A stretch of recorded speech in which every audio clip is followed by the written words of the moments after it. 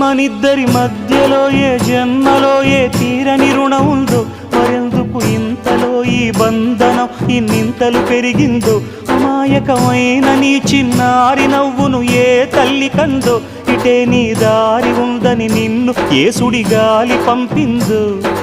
పాపం పుణ్యం దేవుడికెరుక, పేదకు దొరికిన బంగారు కణిక, పాలు వెన్నాలేవని అనక ప్రేమను తాగి పెరగవెసిలక.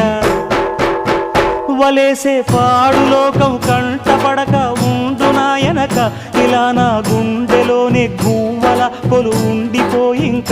ఇటే పోస్తే ఎమున్నైనా నిలేస్తానే, మరింక ఏ కీడు నీ వంక రాలేదు.